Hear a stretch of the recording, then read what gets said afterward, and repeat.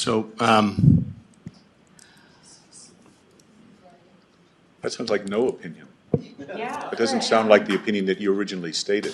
Then no, what was stated was the statute. The statute 5102, a member of the study commission shall be at least 21 years of age and shall reside in the county 1 year preceding his appointment. 5103, the term of office of a commissioner member initiates upon his appointment and concludes 30 days after the issuance of the commission's report. Article 4 of the bylaws of this study commission, membership, Section 2, the term of office of the commissioners and alternates shall initiate upon appointment and shall terminate 30 days after the issuance of the commission's final report. I thought you said there was an opinion from the prosecuting attorney, and now you said there was no opinion. So I just I'm thought saying he has said that there is nothing to remove her from office. I thought you said that he issued no opinion. He has said there's nothing to remove her from office. there is no. No opinion also. There is no written opinion. I don't think he's given an opinion anyway. Go ahead, Brian. I'm confused by your comments. So, Dave, did you say that there's no procedure under Idaho law for removing her from her position on the study commission? Is that what you mean? It's my understanding that that may be an accurate representation. I don't know for sure. Correct. Because the Attorney General pointed to, there is no express procedure that they could find for this, that it is a matter for the clerk to investigate the residency of someone, which my understanding is that has been initiated, and that a prosecutor could initiate action based upon that investigation. And so what I'm laying out is that investigation has been initiated, that it is up to the prosecutor upon the conclusion of that with the information provided to make a decision about what to do. That results in the removal of the person from the voter rolls. As I understand it, this member is currently registered to vote in this county. Her husband is no longer registered to vote in the county, and the registration record indicates that that individual has moved, the spouse has moved. That individual, I understand, no longer maintains a business in the county. Calls to the business have gone unanswered. The presence of that business in terms of a Facebook page are no longer in existence, whereas it did exist, and the property has been sold, at which that commission member previously resided. So, until the clerk's office investigates this and refers to the prosecuting attorney, I do not believe that the prosecuting attorney really has the basis for making a decision here about whether there is a mechanism to remove or not.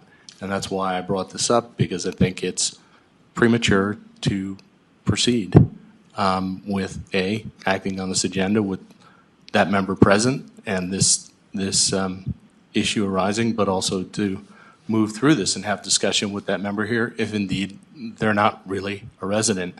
I do not agree with your viewpoint that a person who sits on a commission about determining a recommendation on the optional forms of government, who is no longer a resident but needed to be one for a year preceding their appointment to sit on this thing, that somehow it defies credulity to think that person, once they are no longer have their residency status, should be sitting on this commission making policy, even if it's just a recommendation, much less writing kind of the lead author on the recommendation report, that they should be sitting here doing that in good faith. And, I think this is a question they should have brought up. It's up to that individual. The Attorney General advises person should be, forthcoming. Questions like this come up. They should raise them with the chairman first. I presume if that happened, you would have brought it to our attention earlier.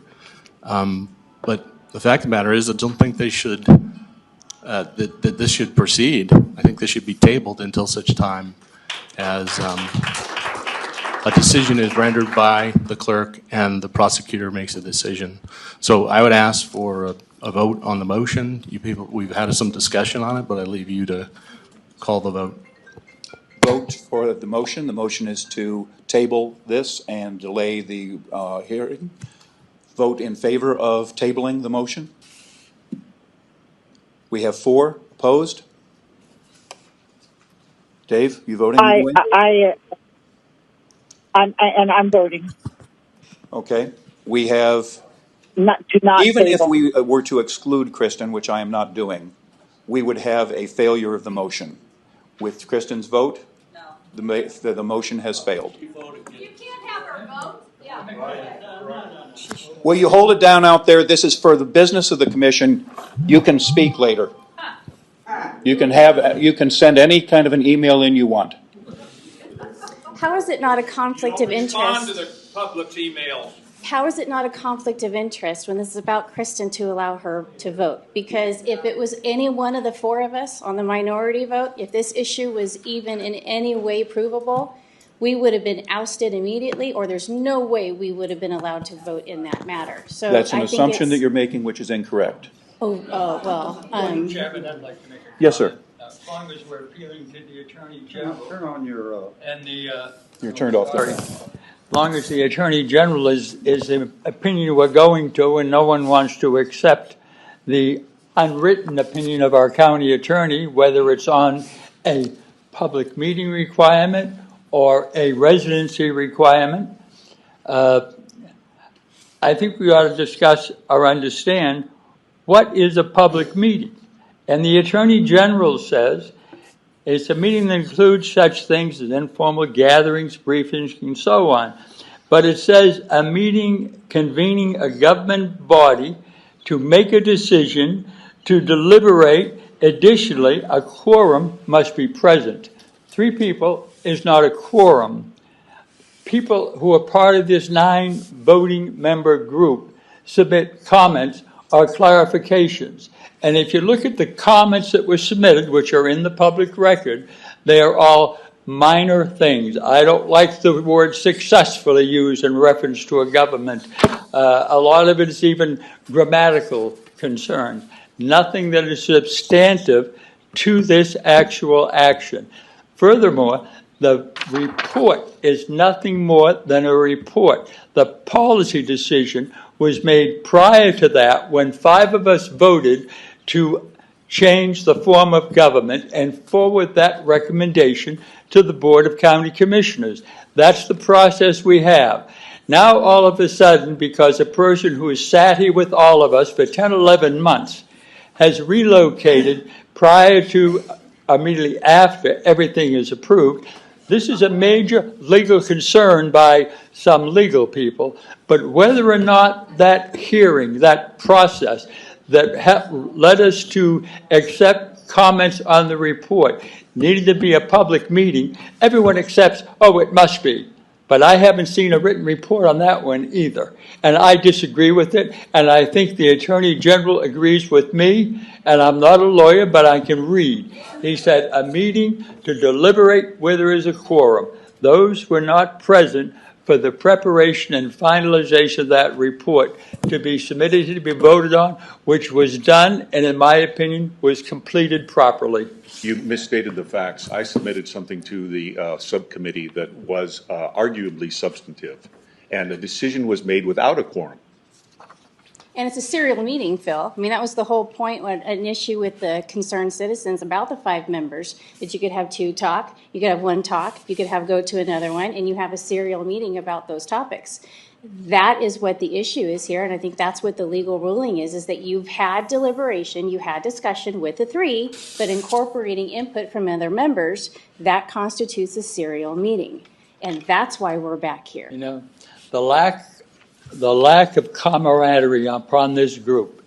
Now, we were sent here to perform a community service. It requires a certain amount of intellectual integrity and belief in our community that they have the understanding and the ability to vote on something and decide what should be done.